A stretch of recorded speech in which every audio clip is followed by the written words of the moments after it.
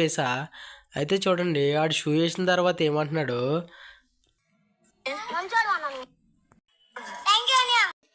షాపుకి తీసుకెళ్ళి ఆటోస్ అయితే తీసుకున్నా. ఆటోస్ నేను తాగేసి ఖాళీ బాటిల్ అయితే ఇచ్చా. మా ఓటర్ రియాక్షన్ చూడండి, షాక్ అవుతారు మీరు.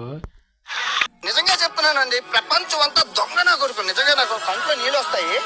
దొంగ నా కొడుకు. మా అన్న కొడుకు అయితే కొన్ని స్నాక్స్ కొని ఇంటి దగ్గర దింపేసి నేను, మా బాబాయ్, మా తమ్ముడాళ్ళిద్దరూ మా బామ్మతో కలిసి స్నానం చేయడానికి కాలువ దగ్గరికి వెళ్దామని నిర్ణయించుకున్నాం. వెళ్తున్నాం కూడా. అయితే ఇది మేము వెళ్ళే దారిలో అనమాట. అయితే అలా నడుస్తున్నాం. నడుస్తుండగానే ఇంతలోగా అయితే కాలువ అయితే వచ్చింది. కాలువ దగ్గరికి అయితే వచ్చేసాం చాలా ఈజీగా. అయితే కాలువ చూడండి ఎంత బ్యూటిఫుల్గా ఉంటుందో. కాలువ కూడా చాలా బాగుంటుంది. ఇంకా నేనైతే రెడీ అయిపోయా స్విమ్ చేయడానికి. చూడండి నేనే స్విమ్ చేసేది అక్కడ. నా దగ్గర ఇంకో టాలెంట్ కూడా ఉంది చూడండి. అది నేనే ఎలా అయితే లిఫ్ట్ చేస్తున్నానో.